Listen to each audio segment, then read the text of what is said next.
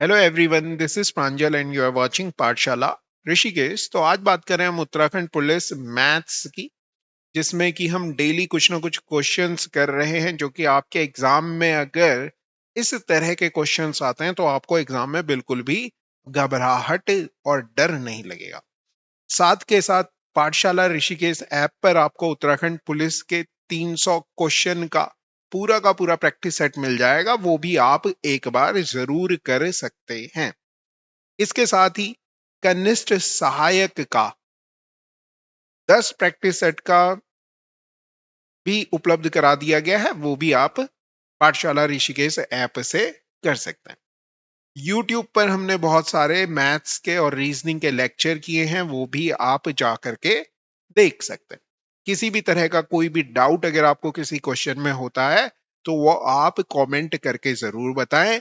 आपका डाउट निराधार है या आधार है, वो कमेंट करके हम बता देंगे। ठीक है, जैसे कल वीडियो में कुछ बच्चों ने कहा कि ये हो रहा है वो हो रहा है, मगर डाउट आपका आ रहा है मतलब अच्छी बात है, आपका दिमाग चल रहा है, सही डायरेक्शन में चल रहा है। ठीक है, मगर क्योंकि अब इतना वक्त नहीं है कि आप बहुत भयंकर तरीके से चीजों को समझ पाओ या समझ लो और एक ही चीज के पीछे पड़े हुए रहो, तो इस वाली आदत से हल्का सा बचने का। जो आपका डाउट था बिल्कुल अच्छा था, सही था, लेकिन जो हमने किया है वो बिल्कुल भी उसमें कोई गड़बड़ियां नहीं है। ठीक है, चलिए फिर तो इसी तरह से अगर आपको किसी भी क्वेश्चन में कोई डाउट होता है तो वो जरूर कमेंट करके हमें बताइए, ताकि हम एक बार अपना जो क्वेश्चन है आंसर वो क्रॉस चेक कर लें कि नहीं सही है या गलत है। अगर गलत होता है तो उसे पिन कर दिया जाता है, ऐसी हमारी आदतें हैं। चलिए देखिए, पहला क्वेश्चन क्या है। पाठशाला ऋषिकेश में दो उम्मीदवारों के बीच में हुए चुनाव में 75% मतदाताओं ने वोट डाला, मतलब 100 लोग थे टोटल, 75 लोगों ने वोट डाला, जिसमें से 2% वोट अवैध हो गए। मतलब ये 75% का क्या और निकालो, आपने बोला 2% हटा लें इसमें से तो कितना परसेंट बचेगा, आपने बोला 98% बचेगा, मतलब ये वैध है। ठीक है, 2% हटा करके जो बच गया वो एक उम्मीदवार को इतने वोट मिले जो वैध वोटों का, तो वैध कितने थे, यही वैध थे। इसका 75% है, इसका 75% की जो वैल्यू है वो दे रखी है 926161। आपसे पूछ रहा है उस चुनाव में नामांकित मतदाताओं की कुल संख्या कितनी थी, मतलब 100% की वैल्यू आपको बतानी है। ठीक, कैलकुलेट करें। वैसे मैं छोड़ सकता था यहाँ पे सवाल, मगर एक बच्चे ने बहुत ही प्यारा सा कमेंट किया था कि सारी कैलकुलेशन हमसे करवाते हो, तो लो भैया कैलकुलेशन देखो कैसे करनी है, समझो।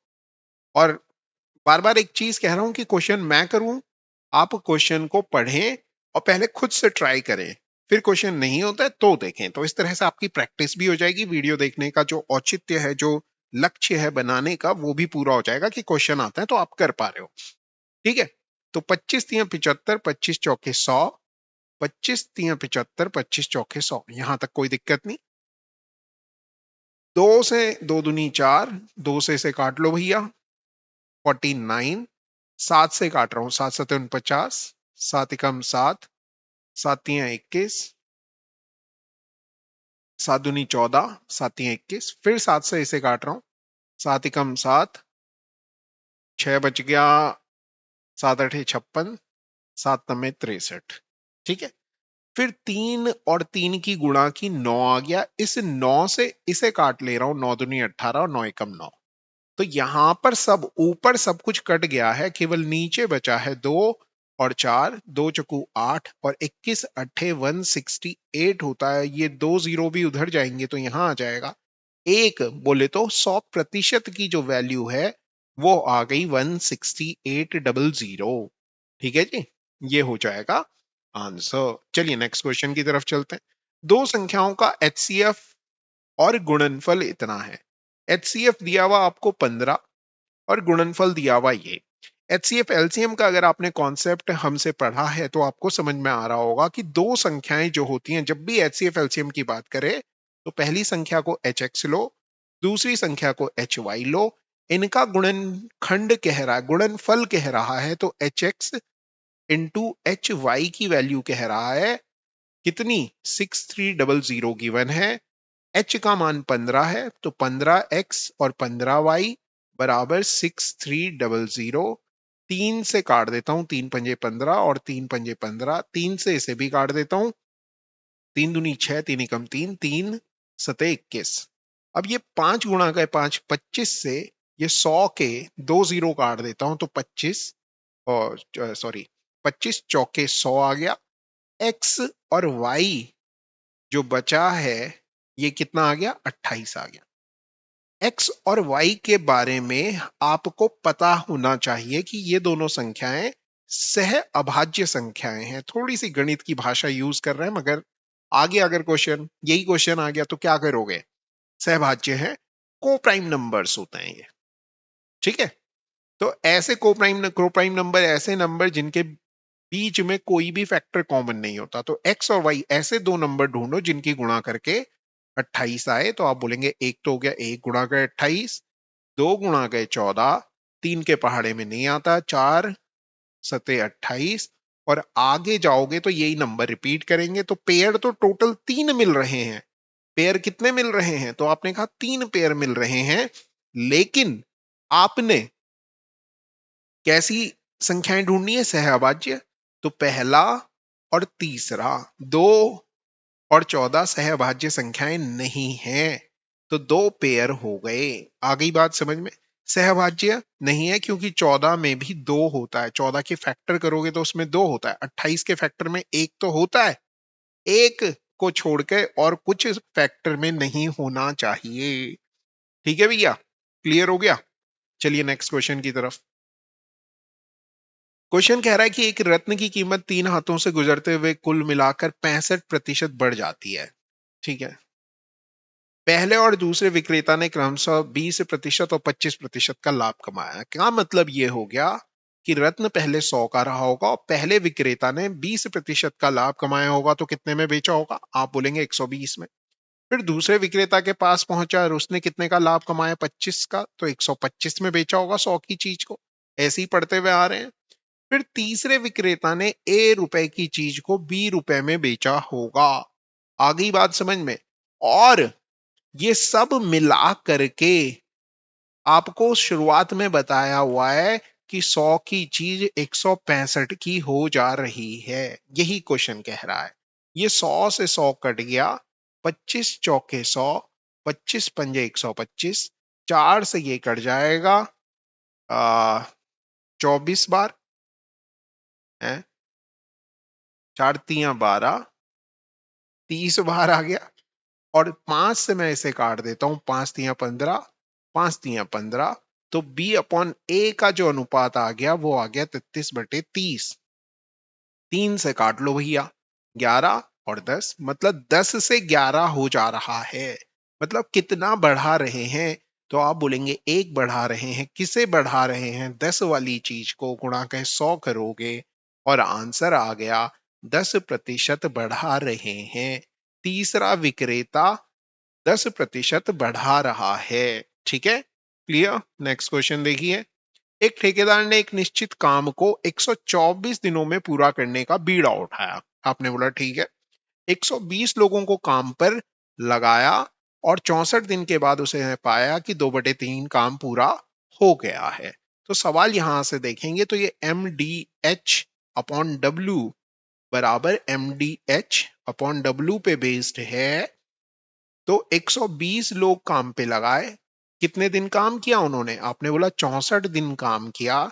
कितना काम कर लिया, तो आपने कहा 2/3 काम कर लिया। यहां तक कोई दिक्कतें नहीं। अब आगे क्या कह रहा है, अब कितने आदमियों को छुट्टी दी जा सकती है, कितने लोगों को हटाया जा सकता है, हटा लेना चाहिए ताकि काम समय पर खत्म हो जाए। ठीक है, खत्म हो जाए मतलब 64 दिन हो गया काम। काम कितने दिनों में पूरा करना था, 124। 124 में से ये 64 घटाओगे तो कितने दिन का काम बचा है, 60 दिन का काम बचा है। और कितना काम बचा है, 1/3।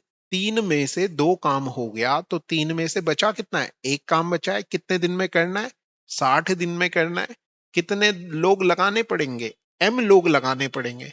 अब आप बोलोगे वहां तो हटाने की बात की हुई है, कोई दिक्कत नहीं, हटाने की भी बात समझ लेंगे। इस 3 से ये 3 को काट लो, 2 से ये 60 कट गया, इस 60 से ये 60 कट गया। ऊपर ऊपर वाले और नीचे नीचे वाले कट सकते हैं, इस तरह से देखना इक्वल टू में। तो m की वैल्यू आ गई 64, मतलब 64 लोग लगाने होंगे। मगर ये जवाब नहीं है। क्यों? क्योंकि आपके पास लोग कितने थे टोटल? 120 लोग थे और लगाने 64 है। इसीलिए वो पूछ रहा है कि अब कितने आदमियों को छुट्टी दी जा सकती है। तो 120 में से 64 लोगों को लगाना है, तो कितने हटाने हैं? 56 लोग हटाने हैं। कितने लोग हटाने होंगे? 56 लोग हटाने होंगे। ऑप्शन में मिल गया, टिक कीजिए और आगे बढ़ जाइए। ये कह रहा है चक्रवृद्धि ब्याज पर रखी कोई राशि वार्षिक रूप से संयोजित होकर 5 वर्ष में दुगनी हो जाती है। मतलब अगर आपने 1 रुपए रखा तो 5 साल में वो कितने हो जा रहे हैं? आप कहेंगे दुगने हो जा रहे हैं। वही धनराशि अपने आप से 8 गुनी कितने वर्ष में हो जाएगी? तो आप कहेंगे अगले 5 साल में 2 रुपए 4 रुपए हो जाएगा और अगले 5 साल में ये 4 रुपए 8 रुपए हो जाएगा। यहां से लेके यहां तक 8 तक पहुंचने में कितने साल लग गए? तो आपने बोला 15 साल लग गए। कितने साल लग गए? 15 साल लग गए। इस तरह से आप कर सकते हैं। किसका सवाल था? कंपाउंड इंटरेस्ट का सवाल था। यही सवाल अगर सिंपल इंटरेस्ट का होता तो आप कहते 1 से 2 हो रहा है, 5 साल लग रहे हैं। 5 साल में इंटरेस्ट कितने का मिल रहा है? आपने बोला 1 रुपए के 2 रुपए बन रहे हैं, तो 1 का इंटरेस्ट मिल रहा है। कितने का इंटरेस्ट चाहिए? आपने बोला आपको तो 8 बनाना है, मतलब इंटरेस्ट 7 का चाहिए। तो यहां भी 7 से गुणा करते और 35 साल लग जाते सिंपल इंटरेस्ट के केस में। दोनों केस एक ही जगह समझा दिए। आपसे सवाल में तो कंपाउंड इंटरेस्ट वाला केस पूछा था, जिसका आंसर होगा 15 साल। कंपाउंड इंटरेस्ट वाला कंपाउंड इंटरेस्ट का 15 साल और सिंपल इंटरेस्ट में पूछता तो आप कह देते कि 35 साल लगेंगे। ठीक है जी, क्लियर हो गई बात? आ गई बात समझ में? अगला सवाल देखिए क्या है। द मार्क्स ऑफ 3 स्टूडेंट्स, 3 विद्यार्थी हैं। ए, बी और सी के प्राप्तांक 10, 12 और 15 के अनुपात में। मेरा मन तो था कि ये सवाल आपके लिए होमवर्क दूं, मगर नहीं, तुम नाराज हो जाते हो। ए, बी और सी 10, 12 और 15 के अनुपात में है। यदि परीक्षा के अधिकतम अंक 100 हैं, अधिकतम अंक कितने हैं? 100 हैं, तो बी के प्राप्तांक किस श्रेणी में नहीं हो सकते? एक काम जरूर करना, ये सवाल ना आगे फॉरवर्ड जरूर करना। अभी तो इसका जवाब मैं आपको बता रहा हूं। जो बच्चा ज्यादा तुर्रम खां बन रहा है ना, उसे भेज देना, उसे बोलना ये कर, ये बता क्या होगा, दिमाग हिल जाएगा। ठीक, देखो क्या कह रहा है। बी के प्राप्तांक किस श्रेणी में है? अब आपने देखा अधिकतम अंक कितने हैं? 100 हैं। मतलब बी को कितने मिल रहे हैं? अगर सी को 15 नंबर मिलते हैं तो बी को मिलते हैं 12। हमें ए से अभी फिलहाल कुछ लेना देना है नहीं। आप क्या करो, सबसे ज्यादा नंबर किसको मिल रहे हैं? सी को मिल रहे हैं। मतलब सी के अगर 100 नंबर आ जाते तो सी को 100 बनाओ। कैसे बनाएंगे भैया? इस 15 को 100/15 से गुणा कर लेते हैं, तो 15 से 15 कट जाएगा, 100 नंबर बन गए। किसके? सी के। अब समझो, तो बी के कितने होंगे? 12 को भी 100/15 से ही गुणा करनी पड़ेगी। ठीक है, तो 3 से काट रहा हूं, 3 × 4 = 3 × 5 = 15, 5 से ये 100 कट गया 20। मतलब बी के नंबर आएंगे कितने? 80। मतलब अगर सी के पूरे नंबर आ भी गए, सी इतना इंटेलिजेंट पैदा हो गया है कि उसके 100 नंबर आ रहे हैं, तो भी बी के कितने ही नंबर आएंगे इस रेशो के हिसाब से? 80 नंबर आएंगे। 80 से क्या ज्यादा आ सकते हैं? आप बोलेंगे नहीं। तो वो बोल रहा है किस श्रेणी में नहीं आएंगे? 80 और 90 के बीच में आएंगे क्या उसके नंबर बी के? तो आप बोलेंगे नहीं आएंगे। और सब श्रेणियों में आ सकते हैं। तो आंसर क्या हो जाएगा? बी हो जाएगा। ठीक है, समझ में आ गया? आ गया है तो भैया मोहब्बतें बरसाओ, और क्या, लाइक करो। और समझ में नहीं आया तो हेट वाला भी होता है बटन, वो बरसाओ। अगला क्वेश्चन देखो भैया। द रेशो, पिता और माँ की उम्र का अनुपात दिया हुआ है। कितना दिया हुआ भैया? फादर और मदर की उम्र का अनुपात दे रखा 11:10। जब उनके बेटे का जन्म हुआ था, यही कह रहा है, पिता और माँ की उम्र का अनुपात इतना था जब उनके बेटे का जन्म हुआ। जब तक फुल स्टॉप नहीं आ जाता ना, तब तक पढ़ना है, पढ़ना ही इंपॉर्टेंट है। तो बेटा जो है उसे बी लिख रहा हूं, 0 साल का था। ठीक, आपने बोला हाँ। पिता और माँ की उम्र का अनुपात इतना होगा, 19:18 होगा। आपने बोला ठीक है जी। जब पुत्र की आयु अपनी वर्तमान आयु से दुगनी होगी। अच्छा, अब हमें नहीं पता कि यहां पर उसकी उम्र कितनी होगी, और ये वाली जो एज है ना, वो उसकी वर्तमान एज की दुगनी है, ये कहा जा रहा है सवाल में। अब आप एक चीज समझो, फादर और मदर के एज के बीच में डिफरेंस कितने का है? 1 का है। यहां फादर और मदर के बीच में एज का डिफरेंस कितने का है? 1 का है। जब भी हमने प्रॉब्लम ऑन एजेस पढ़ा था, तो हमने ये वाली बात कही थी कि दो लोगों की आयु के बीच में जो अंतर होगा वो हमेशा कांस्टेंट होगा। इसे ऐसे समझो कि एक बॉयफ्रेंड है और एक गर्लफ्रेंड है। इन दोनों की एज में अगर 2 साल का अंतर है, कितने साल का अंतर है? 2 साल का अंतर है। तो अगर बॉयफ्रेंड 50 साल का है तो गर्लफ्रेंड कितने की होगी? 48 की होगी। बॉयफ्रेंड अगर 100 साल का है तो गर्लफ्रेंड कितने की होगी? 98 की होगी। मतलब वो एज जो डिफरेंस है वो हमेशा कांस्टेंट रहेगा, हमेशा इक्वल रहेगा। ये आपने ध्यान में रखना है। आपने बोला हाँ, ऐसे ही हो रहा है। माँ और बापू के केस में भी सेम हो रहा है। तो ठीक है जी, लॉजिक तो सही चल रहा। तो आपने देखा ये 11 से 19 हो रहा है, मतलब कितने साल आगे जा रहे हैं? तो आपने बोला 8 साल जा रहे हैं। मतलब 8 साल जब इधर जा रहे हो तो 0 साल का बच्चा अब 8 साल बढ़ करके कितने का हो जाएगा? 8 का होगा कि नहीं होगा? आप बोलेंगे हाँ हो जाएगा। और ये वाला जो है रेशो दिया हुआ आपको, ये कह रहा है कि ये जो 8 उम्र है, ये इसकी वर्तमान उम्र का डबल है। मतलब वर्तमान उम्र का डबल का मतलब ये जो 8 है ये किसका डबल होगी? तो आप बोलेंगे ये 4 का डबल है। वर्तमान में जो बच्चा है वो कितने साल का है? 4 साल का है। अरे भैया कहाँ चले गया? वर्तमान में जो बच्चा है वो कितने साल का है?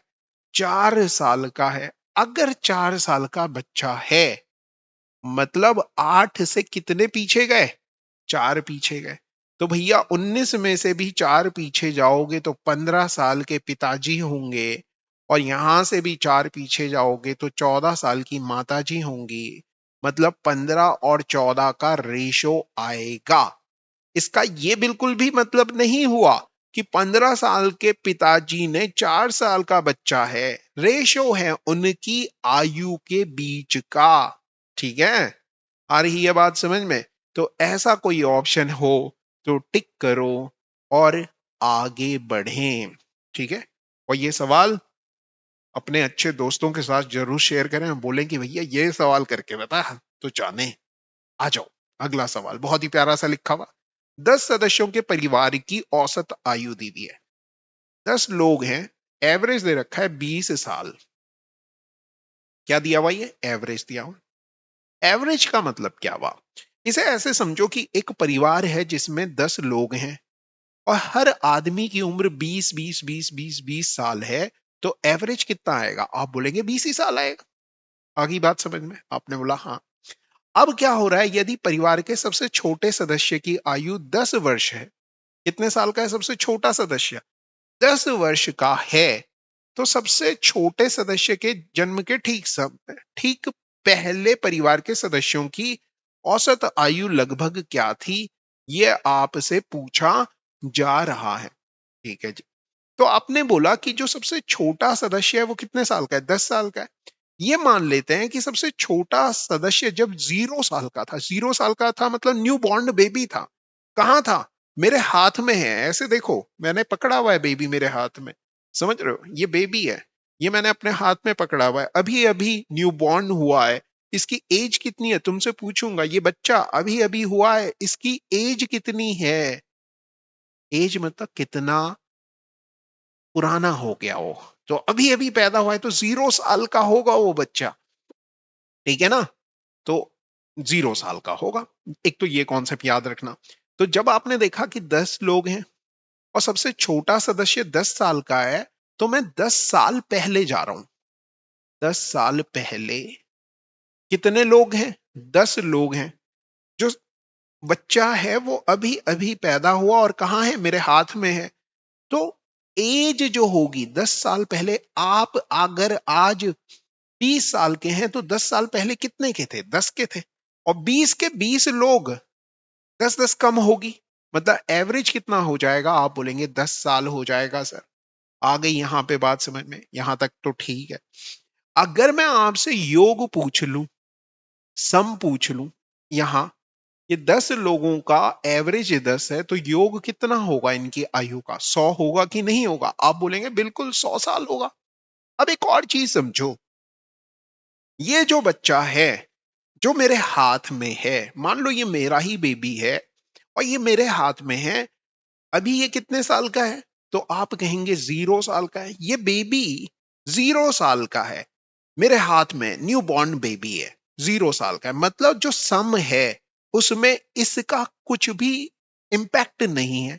योग में 0 इम्पैक्ट है, क्योंकि 0 ही तो ऐड होके वो 100 हो रहा है। इसकी 0 साल जुड़ा हुआ है उस 100 में। समझ रहे हो बात को? हाँ। अब ये बेबी मेरे पेट में चले गया, मतलब अभी बेबी पैदा नहीं हुआ है। बेबी पैदा नहीं हुआ। अब फैमिली में कितने लोग होंगे भैया? आप बोलेंगे 9 लोग होंगे। और योग कितना होगा? 100 ही होगा। क्यों होगा 100? क्योंकि 0 साल का बेबी था 10 साल पहले, पेट में चले गया, तो मेंबर कम हो गए मगर योग उतना ही रहेगा। एवरेज जब निकालोगे तो योग को 9 से डिवाइड करोगे और कहोगे 11 सही 1/9 होगा, जो कि ये ऑप्शन है।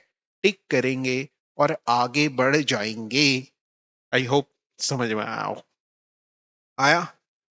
अगर समझ में आया तो कमेंट कीजिए, हाँ जी आ गया, बहुत सही समझ में आया। और इस ये क्वेश्चन अगर पेपर में आया तो भैया बहुत सारे बच्चों के उड़ा देगा धुआं। अगला सवाल देखो। एक आदमी के पास 100 किलोग्राम चीनी थी, ठीक है, जिसका कुछ हिस्सा उसने 7% लाभ पर बेचा और शेष कितने में बेचा?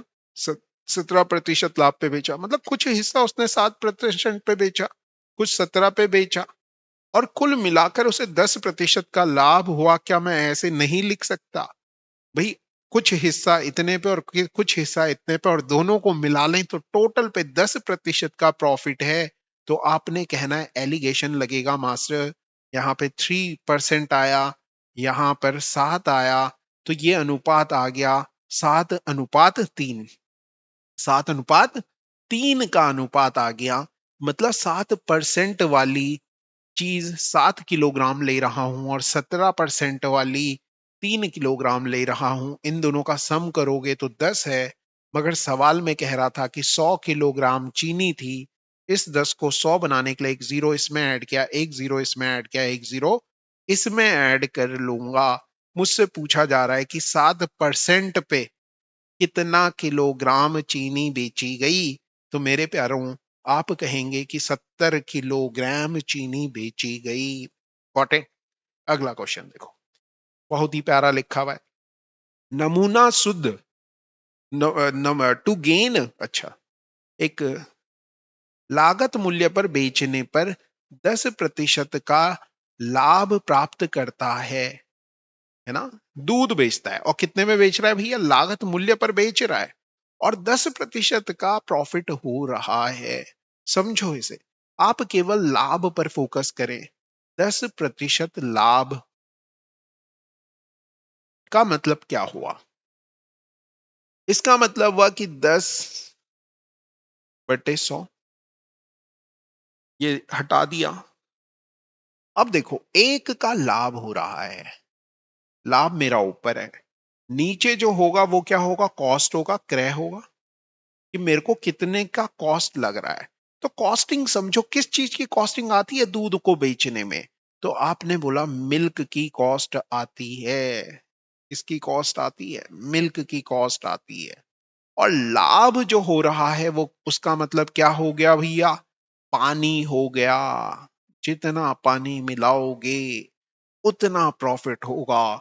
और आपके घर में जब कोई दूध वाला पानी मिला करके दूध लेके आता है और आपके घर वाले कहते हैं कि भैया बहुत पानी मिला रहे हो, ऐसा, तो वो मन ही मन मुस्कुराता है, वो कहता है मैडम वो पानी नहीं, वो प्रॉफिट है मेरा, उसके लिए मैं कुछ और नहीं सुन सकता।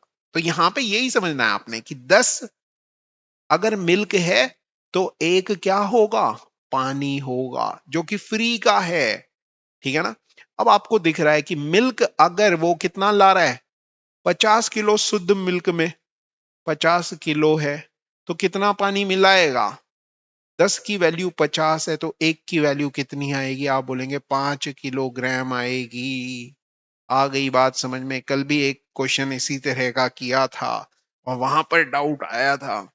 ठीक है, चलिए भैया अगले क्वेश्चन की तरफ चलते हैं और अगला क्वेश्चन ये रहा आपकी स्क्रीन पे।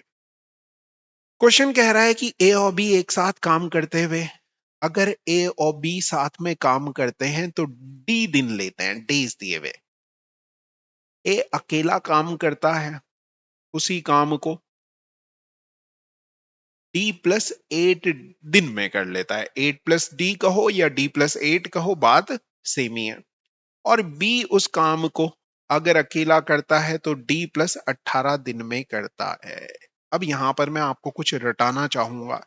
अगर ए और बी का मिल करके टाइम दिया हुआ है और ए उस टाइम से ज्यादा टाइम ले रहा है, जितना ज्यादा टाइम ले रहा है, और बी जितना ज्यादा टाइम ले रहा है, ये आपको गिवन है किसी क्वेश्चन में, या आपको पता लग रहा है, तो आप सीधे ए और बी बोले तो डी की वैल्यू निकाल सकते हैं, दोनों साथ में मिलके कितना टाइम ले रहे हैं। आपने क्या करना है, जो ज्यादा टाइम वो ले रहे हैं 8, और यहां देखो 18, इनकी गुणा करनी है जो कि आ गया 144, उसका स्क्वायर रूट निकालेंगे तो सीधे सीधे आपके पास डी बोले तो ए और बी मिलके जितना टाइम ले रहे हैं उसका वैल्यू निकल जाएगी। तो ये रट्टा है, ठीक है, कॉन्सेप्ट नहीं बता रहा हूं इसमें, तो ये रट्टा मारना है आपने। अब आपके पास जो एग्जाम में टाइम कम है, ठीक, तो 12 हो गया। अब आपको करना क्या है, तो ये निकल गया। अच्छा, तो D+8 की वैल्यू कितनी होगी, 12+8। ए की वैल्यू आ गई 20, बी की वैल्यू देखो कितनी आ गई, 30। आपसे कह रहा है ए 4 दिन तक कार्य करता है, दोनों मिलके देखेंगे तो 60 काम हो जाएगा, 20×3 = 60, 30×2 = 60। एक दिन में 3 समोसे खाता है, 4 दिन में ए कितने समोसे खाएगा? तो तीन चुप है, क्या किया मैंने, 20×3 = 60। ए 4 दिन तक कार्य करता है और शेष कार्य बी अकेला करता है। ओके, 3×4 = 12, खा दिया तो बचा कितना, 48 समोसे बचे। अब ये किसे खाने हैं, बी को खाने हैं। 2 के हिसाब से 48 समोसे खाने में कितना ही टाइम लगेगा, 24 दिन लगेंगे। तो 24 आंसर आ जाएगा। ठीक है, तो कुछ क्वेश्चंस ऐसे हैं अगर ये आए तो कर वही पाएगा जिसने वो पहले किए हुए हैं। गलत है? हाँ गलत है, मगर ऐसे ही है।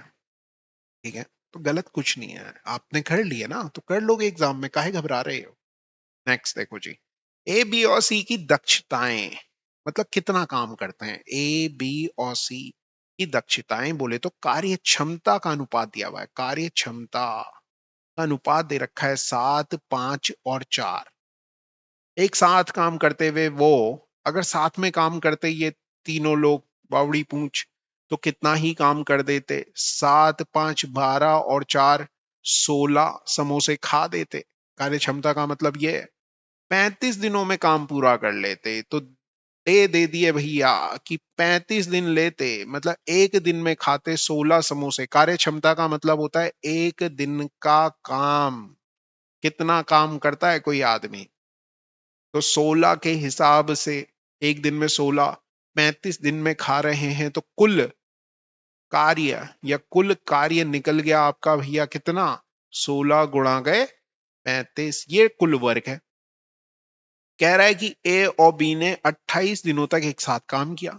ए और बी देखो भैया एक साथ खाता है और एक 5 खाता है, मतलब टोटल कितने समोसे खा लेता है, 12 समोसे खाता है ए और बी मिल के 28 दिन में करते हैं। और फिर जो काम बच जाएगा सी अकेला खाता है। अब सी को देखोगे तो 4 के हिसाब से एक दिन में सी खा रहा है, कितने दिन लेगा सी, तो आप लिख दो सी लेगा डी दिन लेगा, और काम हो जाएगा पूरा। पूरा का मतलब ये 16 गुणा गए 35। आई बात समझ में। ए और बी का मान रखते हैं 7 + 5 28 प्लस सी का मान 4 गुणा गया डी बराबर 16 गुणा गया 35। सबको 4 से काट रहा हूं, 4 चकू 16, 4 से ये काट दिया, 4 सते 28, तो ये 12 सते 84 प्लस डी बराबर 35 चकू 140, डी बराबर 140 में से 80 गया 60 में से 4 गया 56। है क्या ऑप्शन में? हाँ है। तो सी को कितने दिन लगेंगे बचे हुए काम को अकेले करने में? 56 दिन लगेंगे। इस तरह से हो जाना है। अगला सवाल आप सबका फेवरेट हो सकता है। ये कह रहा है कि एक स्कूल में परीक्षा में सफल और असफल लोग, तो सफल और असफल का रेशो दिया हुआ, अनुपात दिया हुआ है। कितना दिया हुआ भैया? 6:1 दिया हुआ। कह रहा है यदि 60 होना चाहिए ना, फिर कहोगे 60 और परीक्षार्थी सफल हो जाते तो अनुपात 9:1 हो जाता। 9:1 हो रहा है, तो आपको समझ में आ रहा है बढ़ ये रहे हैं, सफल वाले बढ़ रहे हैं, लेकिन असफल जितने थे उतने ही हैं क्या? नहीं, गड़बड़ हो गई। सॉरी, 6 ही हो गए। सफल अगर बढ़ रहे हैं तो असफल, हाँ हमें नहीं पता, ये बढ़ रहे हैं। अगर ये बढ़ रहे हैं तो ये अपने आप कम होंगे कि नहीं होंगे? आप बोलेंगे हाँ भाई, सफल हैं असफल हैं, इसे समझो ना। पहले 5 लोग सफल हो रहे थे और 5 लोग असफल हो रहे थे, 5 लोग सफल हो रहे थे, 5 लोग असफल हो रहे थे, सफल थे ये। अब सफल में ये वाला, सॉरी, ये ये ये सफल लोग हैं, ये असफल लोग हैं। नीचे कर लिया, सफल ऊपर असफल नीचे। सफल में ये वाला हो गए, कितने हो गए? 6 हो गए। लोग तो टोटल उतने ही थे। अब कितने लोग बचे हैं इधर? 4 बचे हैं, तो यहाँ का एक आदमी उधर चले गया 6 बनाने में, समझ रहे हो बात को? तो यहाँ 4 बचे, मतलब दोनों जगह नंबर बढ़ घट रहा है। तो यहां पर आपने ये समझा कि भाई अगर सफल लोग बढ़ रहे हैं तो असफल लोग कम होंगे। तो क्या चीज नहीं बदलेगी? आपने कहा कि ये नहीं बदलेगा सर। टोटल जो है सफल और असल को मिला के 7 हो रहा है। यहां देखोगे तो टोटल कितना है? 10 है। ये बराबर होना चाहिए, तो यहां पर 10 से गुणा करो, तो यहां पे 10 से कर लो, यहां पे 10 से कर लो, और यहां पर 7 से गुणा करो, 7 से गुणा कर लो। ठीक, अब आपको दिख गया कि 70 थे, यहां पर भी 70 हो गए। अब आपको दिख रहा है कि 60 से 9 सत्ते 63 हो रहा है। कितने बढ़ रहे हैं? 2 बढ़ रहे हैं, मतलब ये 60 नहीं है, 6 ही है, सॉरी। तो आपके हिसाब से तो कितने बढ़ रहे हैं? 3 बढ़ रहे हैं, मगर सवाल में कितने बढ़ा रहा है? 6। तो 3 की वैल्यू दी हुई है 6, एक की वैल्यू हो जाएगी 2। आपसे कह रहा है कि टोटल विद्यार्थी कितने हैं? 70 का डबल कितना होता है? 140 हो जाएगा। ठीक है जी, क्लियर हुआ? अगला, ये सवाल आने का पूरा पूरा चांसेस है, ध्यान से समझना इस सवाल को। एक संदूक में 1 रुपए 50 पैसे और 25 पैसे के सिक्के हैं। 1 रुपए के सिक्के हैं, 50 पैसे के सिक्के हैं और 25 पैसे के सिक्के हैं। ठीक है, ये तो वैल्यू है। फिर आपको कॉइन दे रखे हैं कि कितने कॉइन्स हैं। 3 कॉइन 1 रुपए के हैं, 2 कॉइन 50 पैसे के हैं और 25 पैसे के 5 कॉइन है। आ गई बात समझ में? फिर आपने क्या ऑब्जर्व किया, जिनका योग इतने रुपए है, रुपए में योग दे रहा है, मतलब टोटल वैल्यू दी हुई है। टोटल वैल्यू, आप इसे ऐसे कहें कि 1 रुपए के 3 सिक्के हैं तो कितने रुपए बना रहे हैं ये, तो आप बोलेंगे 3 रुपए। 50 पैसे के 2 सिक्के हैं, 2 कॉइन है तो कितने रुपए बना रहे हैं, 1 रुपए। 25 पैसे के 5 सिक्के हैं तो कितने रुपए बना रहे हैं, तो आप कहेंगे 1.25 रुपए बना रहे हैं। टोटल कितने बन गए, 4 और 1, सॉरी 3 और 1 4 और 1 5, 5.25 रुपया बन गया, जो कि बराबर है किसके, ये दिया हुआ 252 रुपए के, 252 रुपए के। जीरो 2 यहां लगा दिया भैया। 25 से काटो, 25 दूनी 50, 25 एकम 25 और 25 से मैं यहां पीछे वाले को काट ले रहा हूं, 25 चौके 100। फिर 21 से काटने की बारी आई, कट जाएगा शायद, हाँ 21 एकम 21, 21 दूनी 42, तो एक का मान आ गया 48। एक का मान आ गया 48। आपसे पूछ रहा है 25 पैसे के सिक्कों की संख्या, कितने सिक्के थे 25 पैसे के, 5। तो 5 का मान कितना होगा, 48 गुणा गए 5 करेंगे और कहेंगे 240 हो जाएगा। ऐसे ही वो आपसे 50 पैसे के बोलता तो 96 सिक्के होते। ऐसे ही वो 1 रुपए के कहता तो 3 सिक्के होते, जिसकी वैल्यू आ जाती 144। तो सारे के सारे वो ऑप्शंस आपको देता है। अब आपको दिया हुआ है कि ये रेशो दिया हुआ है, a अपॉन बी बराबर है c अपॉन डी के और e अपॉन एफ के, then each of them is equal. कौन सा इक्वल है, एक चीज याद रखना, जो ए के साथ कर रहे हो ना वही बी के साथ होना चाहिए, जो सी के साथ कर रहे हो वही डी के साथ होना चाहिए, जो ई के साथ कर रहे हो वही एफ के साथ होना चाहिए। ऐसा किस में हो रहा है, ए के साथ जो हो रहा है वही बी के साथ होता है, दोनों का कॉफिशिएंट सेम है तो रेशियो चेंज नहीं होता। सी के साथ जो हो रहा है क्या वो डी के साथ हो रहा है, नहीं हो रहा, तो ये बाहर कर दो भैया। ए के साथ जो हो रहा है वो बी के साथ हो रहा है, नहीं हो रहा, तो बाहर कर दो भैया। ए के साथ जो हो रहा है वो बी के साथ हो रहा है, हाँ ठीक है। सी के साथ जो हो रहा है वो डी के साथ हो रहा है, हाँ ठीक है। ई के साथ जो हो रहा है वो क्या एफ के साथ हो रहा है, नहीं हो रहा है, बाहर कर दो। ए के साथ जो हो रहा है वो बी के साथ होगा, सी के साथ जो हो रहा है वो डी के साथ 3 3 से गुणा हो रही है, ई के साथ जो हो रहा है वही एफ के साथ हो रहा है, दोनों में -5 से मल्टीप्लाई हो रही है। तो ये सब बराबर हो जाएंगे किसके, डी के। बस इतना ही ध्यान रखना, अगर ये ध्यान में नहीं रह पा रहा है तो रेशियो एंड प्रोपोर्शन पाठशाला ऋषिकेश एक बार जाके जरूर देख लेना भैया। कहाँ, यूट्यूब पे ही देखो। अगला क्वेश्चन देखो भैया, एक्स और वाई का आय का अनुपात, एक्स की और वाई की आय, बोले तो इनकम का जो अनुपात दिया हुआ वो दिया हुआ 4:3। उनके खर्च का अनुपात भी दिया हुआ, खर्च का अनुपात 12:7। ठीक, दोनों माह के अंत में 3,200 रुपए बचा रहे हैं, मतलब बचत दोनों की बराबर है।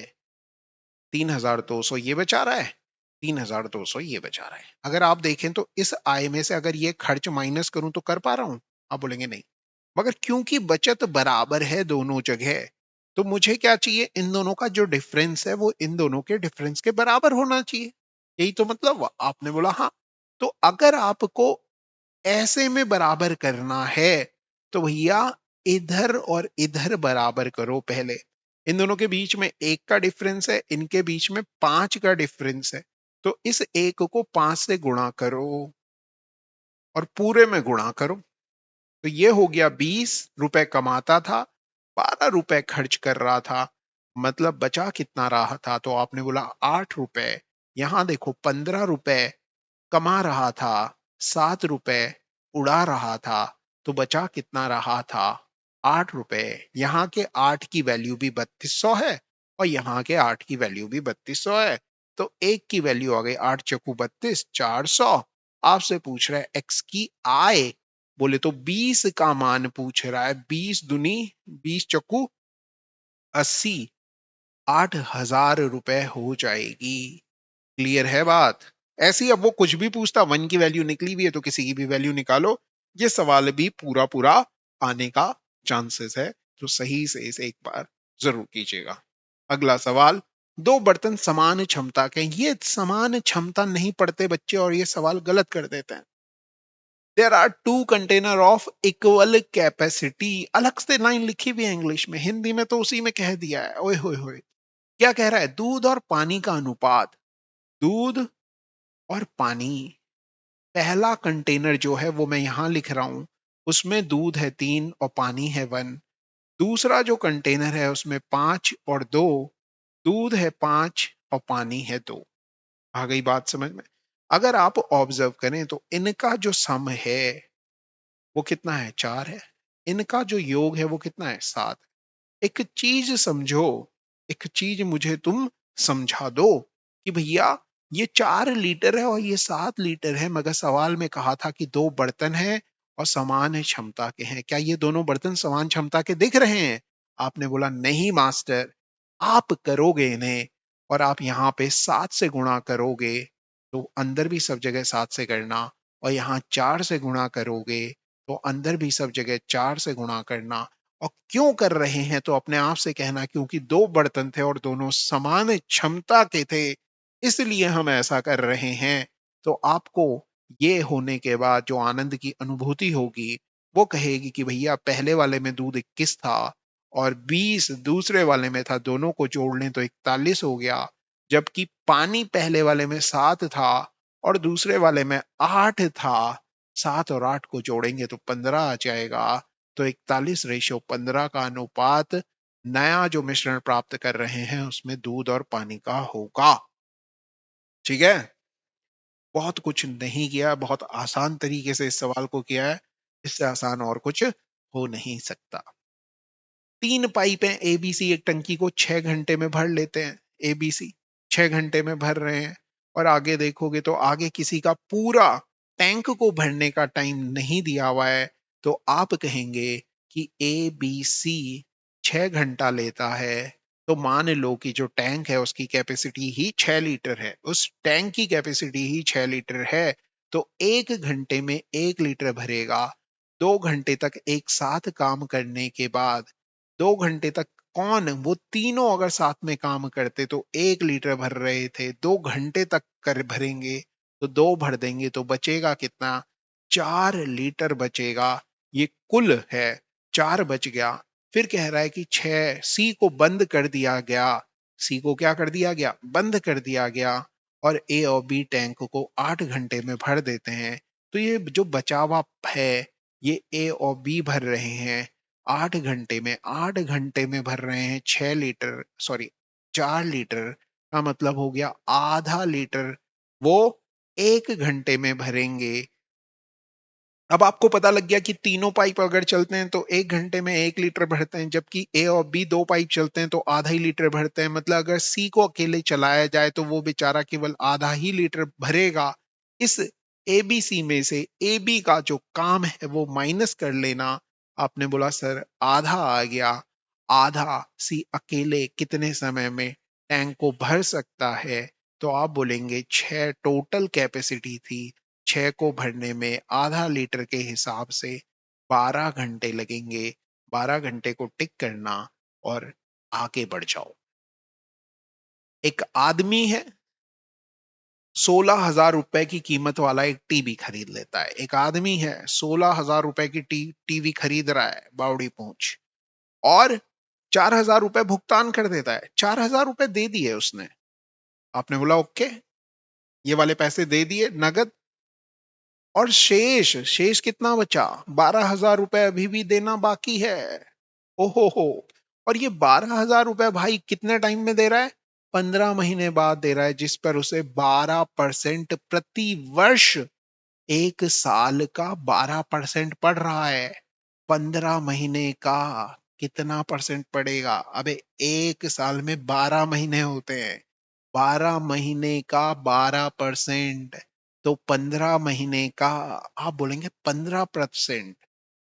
तो इसका ब्याज कितना लगेगा इस पे? 15%। 15 महीने के बाद दे रहा है, तो परसेंटेज का सिंबल हटाया, अपॉन 100 किया, 2 जीरो से 2 जीरो उड़ाया, 15, 1800 रुपए और देने पड़ेंगे। वो बोल रहा है टीवी के लिए उसके द्वारा भुगतान की गई कुल राशि, बची हुई राशि नहीं कह रहा, कुल राशि कह रहा है। का मतलब है 4000 भी उसने दिया था, 12,000 भी उसने दिया, और ये 1800 भी उसने दिया, तो 16,000, 17,000, 800 रुपए भाई को पे करने पड़ेंगे। क्लियर हो गया सवाल? 20वां सवाल देखिए भैया।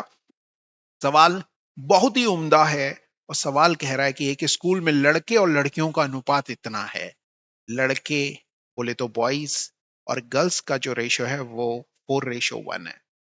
यदि 75% लड़के, अब इसका 75% निकालने में ना प्राण निकल जाएंगे, तो क्या करो, 400 इधर ले लो, 100 इधर ले लो, दोनों में सेम किया, 2 लड्डू इधर, 2 लड्डू इधर, ना सुरेश बुरा मानेगा ना रमेश बुरा मानेगा, ये याद रखना, रेशो में ऐसे कर सकते हो, ठीक है। और कितने लड़कों के? 75% लड़के और 70% लड़कियों को छात्रवृत्ति मिलती है, धारक है। छात्रवृत्ति ना पाने वाले छात्रों का प्रतिशत। अब ना पाने वालों पे फोकस करो, क्योंकि वही पूछ रहा है। तो आपने बोला पाने वाले 75% है, तो ना पाने वाले कितने हुए? 25%। पाने वाले 70 हैं, तो ना पाने वाले कितने हुए? 30 हुए। तो भैया लड़कों का 25% निकालो, ना पाने वाले 25, 100 का 25 25 होता है, तो 400 का 25 100 होगा। अरे वाह। गर्ल्स का 70% को मिल रही है, 30 को नहीं मिल रही है, मतलब ना पाने वाले टोटल लोग कितने हो गए? आपने बोला 130। टोटल बॉयज और गर्ल्स ही कितने थे? आपने बोला 500। भैया ये 130 500 का कितना प्रतिशत है, यही पूछा जा रहा है। 130 500 का गुणा के 100 करोगे, ये कट गया और ये आ गया मेरे ख्याल से 26% है क्या ऑप्शन में? हाँ है। अगला क्वेश्चन देखिए, बहुत ही प्यारा सा लिखा हुआ सवाल। सवाल में कह रहा है कि पाठशाला ऋषिकेश की जनसंख्या इतनी थी। पाठशाला ऋषिकेश की जनसंख्या, अब आपने आज क्या देखा? हर क्वेश्चन में पाठशाला ऋषिकेश लिखा हुआ है।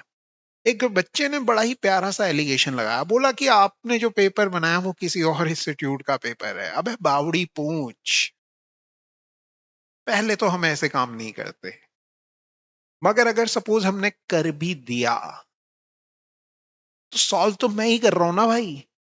उनके टीचर की वीडियो ला के अगर मैंने यहां पे अपने चैनल पे डाल दी होती, और फिर वो वीडियो तुम्हें दिखा रहा होता, तब तो तुम कहते, भाई तुम्हारा कहना बनता है, तब मैं कहता कि भाई जी माफी हो गई, है ना।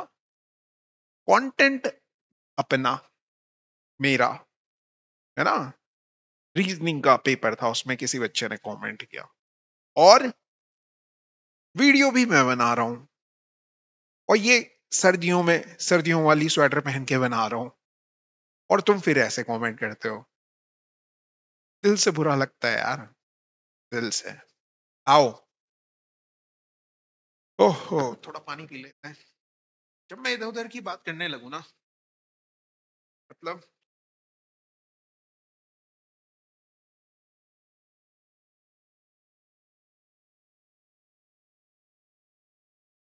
दिमाग थक चुका है। देखो क्या है क्वेश्चन कह रहा। क्वेश्चन में बहुत ही प्यारा लिखा हुआ, पाठशाला ऋषिकेश की जनसंख्या कितनी थी? इतनी थी। एक वर्ष में पुरुषों की जनसंख्या कितनी बढ़ रही है?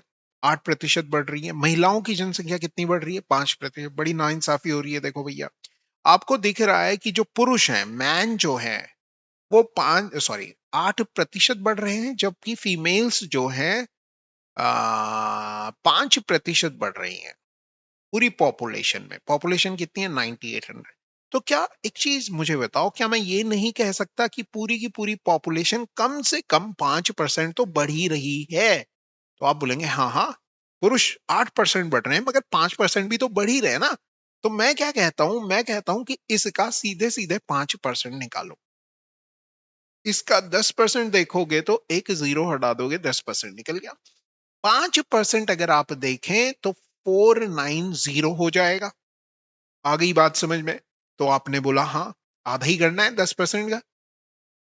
मगर आपने क्या देखा, पाठशाला की जनसंख्या इतनी हो गई। भाई साहब, पाठशाला एक सिटी है और उसकी जनसंख्या इतनी हो गई, कितने से? 9,800 से 10,458 हो रही है। तो देखो, 9,800 से पहले 10,000 तक जाओ तो 200, और ये 458, मतलब टोटल 658 बढ़ रही है। आ गई बात समझ में? यहां से पॉपुलेशन यहां तक पहुंच रही है का मतलब हो गया इतनी पॉपुलेशन बढ़ रही है। मगर जब हमने 5% पॉपुलेशन बढ़ाई तो ये केवल 490 बढ़ रही है। मतलब कुछ एक्स्ट्रा पॉपुलेशन बढ़ती भी यहां पर क्वेश्चन में दिखाई हुई है। उसको कैलकुलेट किया तो भैया आ गया 168। अगर मैं आपसे पूछूं कि ये एक्स्ट्रा क्यों आ रही है, तो मेरे प्यारे बच्चों आप कहोगे कि पुरुषों के पास, मेल्स के पास कुछ एक्स्ट्रा परसेंटेज है। कितना एक्स्ट्रा है? 5% से एक्स्ट्रा है। कितना एक्स्ट्रा है? 3% एक्स्ट्रा है। किसका 3% एक्स्ट्रा है? मेल का 3% एक्स्ट्रा है। तो 3 से ये काटोगे, 3 पंजे 15, 3 छके 18। मेल की जो 1% की वैल्यू आ गई वो इतनी है। 100% की वैल्यू जो होगी वो हो जाएगी 5600। इस तरह से ये सवाल बड़े ही आसान तरीके से किया जा सकता था। आप इसे क्यों ना ऐसे ही करें। ठीक है, अगला क्वेश्चन देखिए। ताजे फल में 68% पानी होता है। तो यहां लिखा मैंने ताजा फल, इसमें पानी, पानी बोले तो वाटर जो होता है ना, जूसी जो हमें लगता है कोई भी फ्रूट खाने के बाद, पानी कितना है? 68% पानी है। परसेंटेज का मतलब 100 में से 68 पानी है। बाकी क्या है? बाकी जो है वो है पल्प। पल्प बोले तो गूदा, फल का जो गूदा होता है, जो पानी नहीं है। पानी अगर निचोड़ लें उसके बाद जो बच जाएगा उसे कहेंगे गूदा या गुददा, जो भी कहते हैं। ठीक है, पल्प मान के चलिए, इसे पल्प कहते हैं। तो वो कितना है भैया? 32% वो होगा। 68 और 32 टोटल 100 हो गया।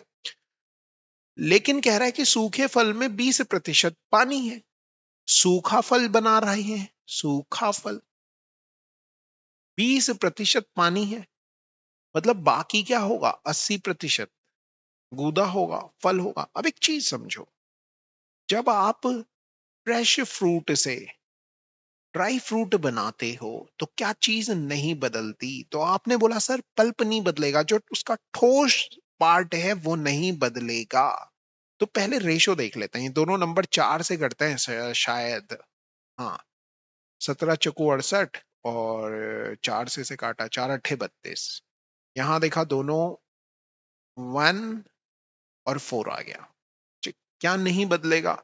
तो आपने बोला पल्प नहीं बदलेगा, नहीं बदलेगा, नहीं बदलेगा, नहीं बदलेगा। जो ठोस है वो नहीं बदलेगा। पानी तो कम होगा। ड्राई फ्रूट जब बन रहा है तो उसमें पानी कम कर दिया जाता है, तभी तो वो ड्राई हुआ। तो नहीं बदलेगा। तो पहले में 8 था, इसमें 4 है, तो इसमें 2 से गुणा करके दोनों जगह क्या बराबर कर दिया? पल्प बराबर कर दिया। आपने बोला हाँ, ठीक। अब आप समझिए कि जो फ्रेश फ्रूट है, 17 और 8 टोटल कितना था? फ्रेश फ्रूट अगर देखा जाए 25 था। यहां देखो 2 और 8 कितना हो गया? 10 हो गया। मतलब 25 से 10 सूखा फल बन रहा है, ये हम कह सकते हैं। तो 25 से 10 ताजे फल से 10 सूखा फल बन रहा है। सवाल में कहा जा रहा है कि 10 किलोग्राम ताजे फल से कितना सूखा फल बनेगा? तो 100 किलोग्राम का मतलब इसे 4 से गुणा कर लूं, इसे भी 4 से कर लूं, ये बन गया 100 किलोग्राम। तो आप कहेंगे हाँ जी ठीक है, 40 सूखा फल बन गया। नेक्स्ट क्वेश्चन देखो। एक दुकानदार ने 10 रुपए में 7 की दर से पेन खरीदे, खरीदे मतलब कॉस्ट प्राइस है, 10 रुपए में खरीदे कितने पेन? 7। उन्हें 40% के लाभ पे बेचना चाह रहा है। अब इस कॉस्ट प्राइस को अगर सेलिंग प्राइस में कन्वर्ट करना हो तो 40% बढ़ाना होगा। तो 10/7 को 40% बढ़ाने का मतलब 100 की चीज को 140 में बेचना होगा। यही मैं समझाता हुआ आ रहा हूं, हर जगह मैं ये लिखूंगा। इस जीरो से ये जीरो कट गया, इस जीरो से ये जीरो कट गया, 7 से ये कट गया, ये आ गया 2। अब आपने देखा ऊपर क्या था? रुपया था। नीचे क्या था? पेन था। तो नीचे क्या होगा? पेन होगा। ऊपर क्या होगा? रुपया होगा। मतलब एक पेन कितने रुपए में? 2 रुपए में। कह रहा है कि 10 रुपए के लिए कितने पेन मिलेंगे। तो इस 2 रुपए को कितना बनाना है? 10 बनाना है। तो 5 से यहां गुणा करो और 5 से यहां करो, तो आप कह देंगे कि 5 पेन मिलेंगे। आ गई बात समझ में? अगला सवाल देखिए। यू और वी एक टंकी को क्रमशः 12 घंटे और 20 घंटे में भर सकते हैं। यू भर रहा है भैया 12 में, बी भर रहा है भैया 20 में, और पाइप डब्ल्यू टैंक को 8 घंटे में खाली कर रहा है। 8 घंटे में खाली कर रहा है। बहुत ही प्यारा लिख दिया गया सवाल है। तो जैसे ही आपको ऐसा सवाल मिलता है आप बोलते हैं हम तो एलसीएम ले लेते हैं। 120 आ गया कुल समूह से, वही वाला कॉन्सेप्ट। 12 10 120, 20 6 120, 15 8 120। ये कर रहा है कम, है ना? तीनों पाइपों को साथ में खोल दिया जाए तो कितने घंटे में टंकी भरेगी? तो आप कहेंगे 16 और 15 जोड़ लो तो कितना ही आ गया? 1 आ गया। 1 से 120 को डिवाइड करोगे तो 120 हो जाएगा। 120 घंटे लगेंगे जब यू वी और डब्ल्यू तीनों साथ में चलेंगे। तो 120 घंटे है, हाँ जी है। ठीक है, अगला क्वेश्चन आ गया और लास्ट क्वेश्चन है। कह रहा है कि हिंदी में शायद गड़बड़ है। Tank has a leak with which would empty the completely fill tank in 10 घंटे। एक लीक है जो 10 घंटे में टैंक को खाली कर लेता है। लीक है 10 घंटे में खाली कर रहा है। लीक है तो नेगेटिव में भी लिखा है, एल भी लिखा है। ठीक है, आगे कह रहा है tank is full of water and tap is open which admits 4 litre of water पर मिनट इन द टैंक। ठीक है, एक भरने वाला पाइप इसमें लगाया गया है जो 4 लीटर प्रति घंटे प्रति मिनट की दर से टैंक के अंदर पानी, मतलब इस तरह से समझो यार। ये टैंक था, इसमें लीकेज था। अगर केवल लीकेज लीकेज था तो ये 10 घंटे में खाली हो जा रहा है। आ गई बात समझ में? आपने बोला हाँ। अब इस टैंक को यहाँ पे अलग से, इसी टैंक को दूसरी पिक्चर बता रहा हूँ। ये 10 घंटे में खाली कर लेता था, लीकेज है ये यहाँ नीचे बनाया हुआ, मगर इसमें एक पाइप भी लगा दिया गया ऊपर से जो इसमें पानी भर रहा है। अब भी वो क्या कर रहा है? 15 घंटे में खाली हो जा रहा है, पानी भरा भी जा रहा है, मगर क्योंकि लीकेज है इसलिए ये दोनों मिल करके इसे 15 घंटे में खाली कर ले रहे हैं। आ गई बात समझ में? आपने बोला हाँ। तो बी, भरने वाले पाइप को बी लिख रहा हूं, खाली करने वाले को एल लिख रहा हूं। दोनों मिलके भी खाली कर रहे हैं, इसलिए नेगेटिव का लिखा और 15 लिख लिया। दोनों का एलसीएम लिया, 30 आ गया। 10 तिया 30, 15 दूनी 30। आई बात समझ में? पहले वाला भाई 3 लीटर खाली कर रहा था। दूसरा, जब दो पाइप साथ में चल रहे हैं तब केवल 2 ही लीटर खाली हो पा रहा है। का मतलब हो गया कि जो भरने वाला पाइप है वो 1 लीटर भर दे रहा होगा। मतलब 3 लीटर खाली कर रहा था, उसमें 1 लीटर भर देगा तो 2 ही लीटर भर पाएगा दोनों मिलके। आ रही है बात समझ में? मतलब जो भरने वाला पाइप है उसे 30 लीटर भरने में 30 घंटे लगेंगे, घंटे लगेंगे। मगर आपको सवाल में दे रखा है कि ये भरने वाला जो पाइप है, the tap is open which admits 4 litre of water. ये जो भरने वाला पाइप है ये 1 मिनट में 4 लीटर पानी अंदर कर देता है। तो 30 घंटे में कितना करेगा? क्योंकि 30 घंटे में ये टैंक को भर देगा, तो टैंक की कैपेसिटी उतनी होगी। तो आप करेंगे 1 मिनट में भरता है भैया 4 लीटर, 60 मिनट में भरेगा भैया 4 गुणा गए 60 लीटर। 60 मिनट का मतलब क्या हो गया? 1 घंटा। और आपको कितने घंटे में बताना है? 30 घंटे में। तो 4 गुणा गए 60 गुणा गए 30, 3 छके 18 चौको 72, 7200 इज द राइट आंसर। हो जाएगा। कोई दिक्कतें, कोई गले, कोई सिकवे? क्लियर हो रहा है? तो आपने बोला हाँ सर। ठीक है, ठीक। तो ये सारे के सारे क्वेश्चंस वो है ना जो थोड़ा सा चैलेंजिंग लगेंगे, और चैलेंजिंग क्वेश्चन मैंने इसलिए डाले हैं कुछ कुछ, ताकि आसान क्वेश्चन तो फिर कर ही लोगे। ठीक है, चलिए फिर ठीक है, thank you very much. I hope आपको हमारा सेशन पसंद आया हो। कोई भी अगर आपके डाउट है तो वो कमेंट में जरूर बताइए, क्योंकि कमेंट टेक्निकल टीम हम तक पहुंचा देती है और कहती है कि सर ये वाला तो आपको देखना पड़ेगा कि सवाल गड़बड़ हो गया, ये चीज आपने सही से नहीं बताई। तो वो मैं देख लेता हूँ, पढ़ लेता हूँ, कर लेता हूँ।